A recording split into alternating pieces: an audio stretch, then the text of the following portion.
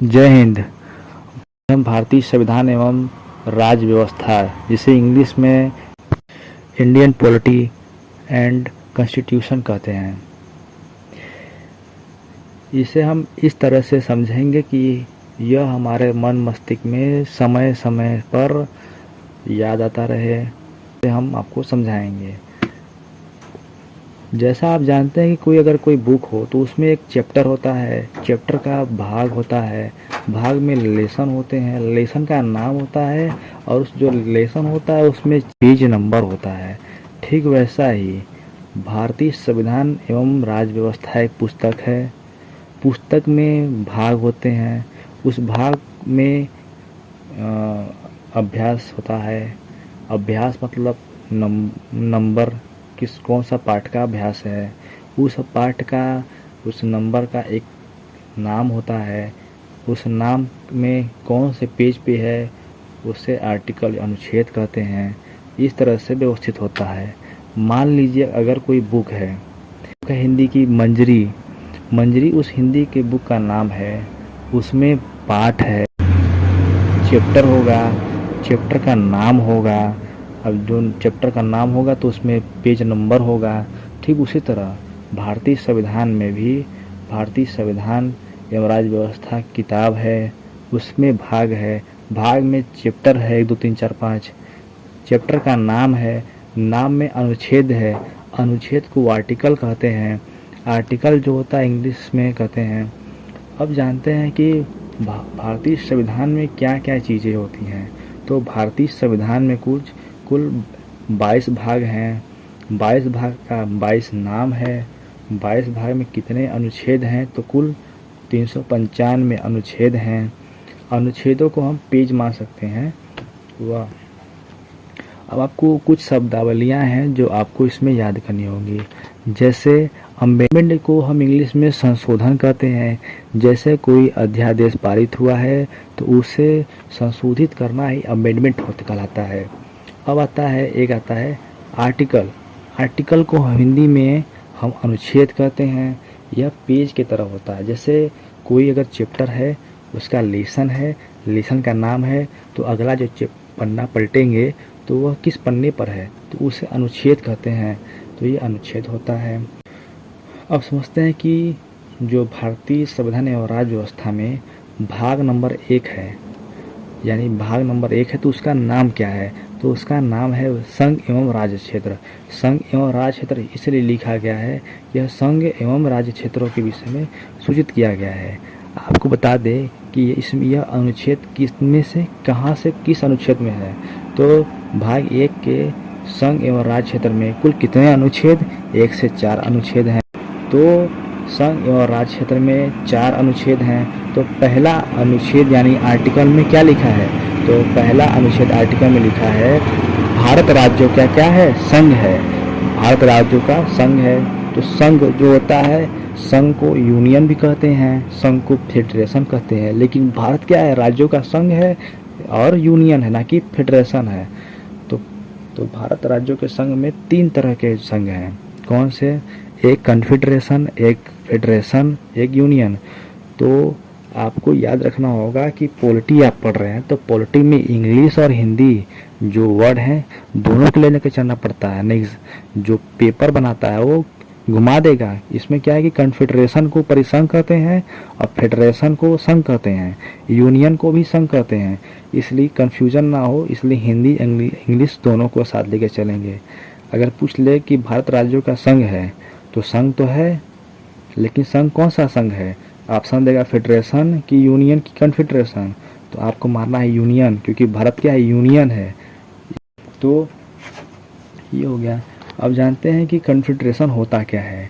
Confederation को हम कहते हैं परिसंघ। तो परिसंघ उसे कहते हैं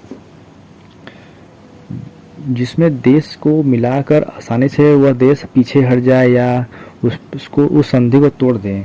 तो कन्फेडरेशन क्या होता है? कमज़ोर होता है। अब आता है फेडरेशन। कोई भी देश एक आपसी समझौता हस्ताक्षर करके आपस में मिलकर देश का निर्माण करते हैं, लेकिन ये भी क्या होते हैं? टूट जाते हैं। जैसे कन्फेडरेशन में मराठा परिसंघ हुआ था, मराठा कन्फेडरेशन जो हुआ था उसमें क्या हुआ, मराठा अपनी मन आए, अपने मन से उसे तोड़कर, संधि तोड़कर चले गए, तो क्या हुआ, कन्फेडरेशन हो गया। और जो फेडरेशन होता है तो उसमें क्या होता है कि अगर कोई देश आता है, आपसी समझौता हस्ताक्षर करके आता है तो वह कुछ समय तक टिकता है। बाद में क्या होता है कि वह कुछ समय बाद 2 साल, 4 साल, 5 साल, 6 साल, 10 साल तक बाद वह संधि को तोड़कर हट जाता है, उससे वो दुश्मनी कर लेता है। जैसे कि यूएसएसआर, यूएसएसआर क्या है कि सोवियत संघ है। सोवियत संघ रूस जो है वह यूएसएसआर का हिस्सा था, उसमें 15 देश थे जिसमें यूक्रेन भी था। यूक्रेन यूएसएसआर का हिस्सा तोड़ दिया था, जिसके खातिर यह सब युद्ध वगैरह हो रहा था। तो क्या था, ये फेडरेशन सोवियत संघ है, लेकिन जो फेडरेशन है वो कन्फेडरेशन से क्या है, मजबूत है। अब आता है यूनियन। तो यूनियन जो होता है वह भारतीय संविधान का क्या है, संघ है। यूनियन में एक बार कोई अगर देश आ गया तो वह आजीवन, लाइफ टाइम के लिए वह उसी देश में रहेगा। वह देश उस देश को तोड़ नहीं सकता, न उससे अलग हो पाएगा, जिंदगी भर के लिए वह बॉन्ड हो जाता है। तो भारत क्या है, राज्यों का संघ है, ना कि फेडरेशन है, ना कि कन्फेडरेशन है। भारत राज्यों का संघ है, यूनियन है।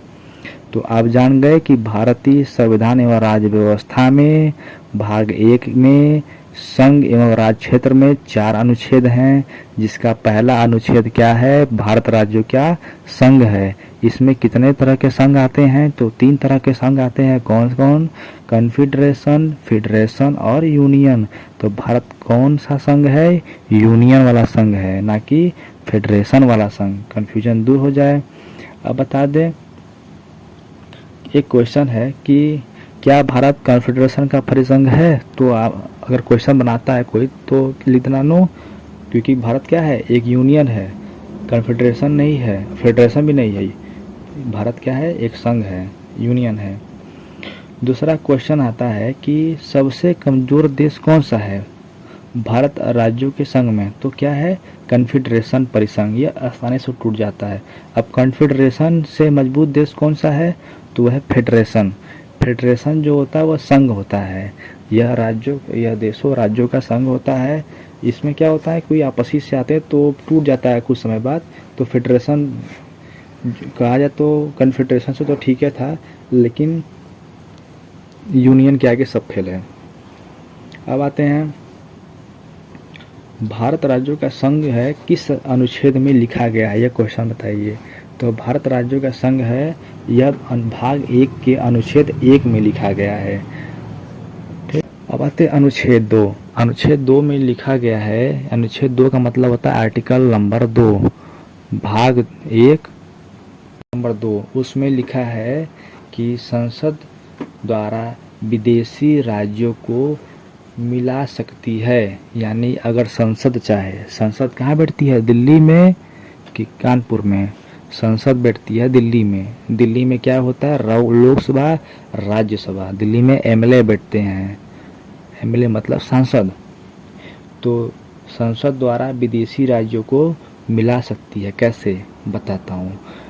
आपको पता होगा कि जो सिक्किम है वह एक देश था, उसे 16 मई सन 1975 ईस्वी में भारत में मिला लिया गया था। ठीक है, क्यों मिला गया था, क्योंकि जो चीन है माओवादी कम्युनिस्ट पार्टी का विस्तारवादी नीति अपनाता था। वह धीरे धीरे चीन जो था वह तिब्बत से बढ़ते हुए वह सिक्किम की ओर आक्रमण करना चाहता था।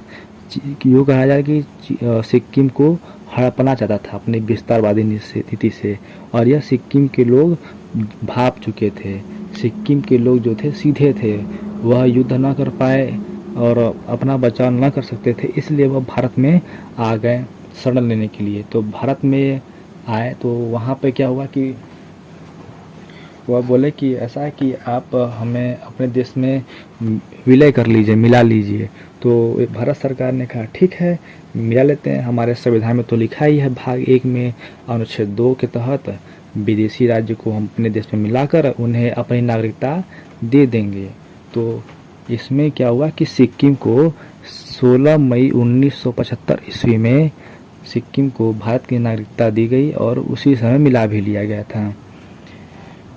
तो सिक्किम हमारा बन गया 22वां राज्य।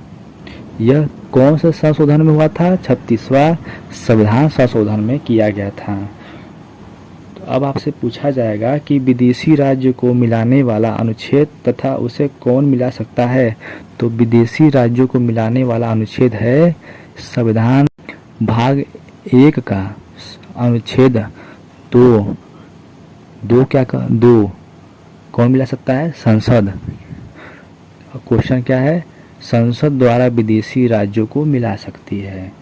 अब आते हैं अनुच्छेद 3। अनुच्छेद 3 में लिखा हुआ है कि संसद द्वारा वर्तमान राज्यों में परिवर्तन। तो आपको पता है कि जो संसद द्वारा वर्तमान में जो जितने भी राज्य हैं, 28 इसमें राज्य हैं, तो 28 राज्यों में परिवर्तन की जैसे किया सकता है। यह संसद के हाथ में होता है। राज्य से यह अनुमति नहीं लेगा कि हम आपके राज्य में जो कुछ है वह हम चेंज कर दे, ऐसा कुछ नहीं। अगर संसद चाहेगी तो अगर राज्य का मुख्यमंत्री का अगर नहीं मत चेंज करो तो भी वह चेंज कर सकता है। यह संसद का अधिकार होता है। संसद कहाँ बैठता है? दिल्ली में। तो संसद, जैसे कि आप एग्जाम्पल ले लीजिए, जैसे 2018 में क्या था मुगल सराय स्टेशन, उसे पंडित दीनदयाल उपाध्याय रेलवे स्टेशन कर दिया गया। फिर उसका इलाहाबाद को प्रयागराज कर दिया गया, मुर्दाबाद को अयोध्या कर दिया गया। इस तरीके से वहाँ पर नियम लागू किया गया। तो किसी राज्य में वर्तमान नाम स्थान को घटाना बढ़ाना आदि परिवर्तन का जो अनुच्छेद किसके अंतर्गत है? भाग 1 के अनुच्छेद 3 में है। अब इसमें क्या है? अनुच्छेद भाग 1 के अनुच्छेद 4 में लिखा गया है कि अनुच्छेद 2 और 3 पर संसद कार्य कर रही है, तब राष्ट्रपति उसमें अनुच्छेद हस्तक्षेप नहीं कर सकता। राष्ट्रपति उसमें कोई भी तरह का आपत्ति नहीं दिखा सकता है। अगर आपत्ति दिखाएगा तो उसके ऊपर इम्पीचमेंट यानी कि महाभियोग लग सकता है, यानी राष्ट्रपति के ऊपर उंगली उठा सकते हैं, क्योंकि राष्ट्रपति को अधिकार इस मैटर में बोलने का नहीं है। तो आप समझ गए कि भाग 1 में 4 अनुच्छेद, पहला अनुच्छेद है भाग 1 में, भाग 1 का नाम भारत और राज्य क्षेत्र। पहला क्या है? भारत राज्यों का संघ। पहला अनुच्छेद भारत राज्यों का संघ। इसमें 3 तरह के संघ आते हैं। पहला कॉन्फेडरेशन, जिसे हिंदी में परिसंघ कहते हैं, यह आसानी से टूट जाता है। दूसरा आता है फेडरेशन, जिसे संघ कहते हैं, इसमें हस्ताक्षर और एग्रीमेंट वगैरह होता है, ये भी टूट जाता है लेकिन आसानी से नहीं टूटता। अब तीसरा आता है यूनियन, संघ, यह कभी जिंदगी में नहीं टूटता है और यह भारत में लागू है। भारत क्या है? भारत एक संघ है, यूनियन है, तो भारत राज्यों का संघ है। अब आते हैं अनुच्छेद 2। संसद द्वारा विदेशी राज्यों को मिला सकते हैं। अगर कोई राज्य अगर मिलना चाहता है तो हम उससे मिला सकते हैं। किस अनुच्छेद के तहत? अनुच्छेद 2 के तहत। अब आते हैं अनुच्छेद 3। संसद द्वारा वर्तमान राज्य, जो भी वर्तमान राज्य होंगे उसमें हम परिवर्तन कर सकते हैं। 2 राज्यों को मिला सकते हैं, 2 राज्यों को एक राज्य कर सकते हैं, जिला का नाम बदल सकते हैं, स्थान का नाम बदल सकते हैं, कुछ भी बदल सकते हैं, कुछ भी रख सकते हैं वहाँ पे नाम। तो यह अधिकार किस अनुच्छेद में है? किसी नाम स्थान को परिवर्तन करने का, यह भाग 1 के अनुच्छेद 3 में परिवर्तन करने का अधिकार है। अब 4 जो अनुच्छेद है, इसमें यह लिखा गया अनुच्छेद 4 में कि अनुच्छेद 2, 3 में जब संसद कार्य कर रही हो तो राष्ट्रपति मिस्टर प्रेसिडेंट इसमें हस्तक्षेप नहीं कर सकते हैं। अगर वो हस्तक्षेप करेंगे तो इम्पीचमेंटेड मतलब कि महाभियोग के शिकार हो जाएंगे। इसमें राष्ट्रपति हस्तक्षेप नहीं कर सकते। और रहा नेक्स्ट वीडियो में हम आपको अनुच्छेद 5 से 11 तक समझाएंगे भाग 2 का। मिलते हैं अगले वीडियो में। जय हिंद,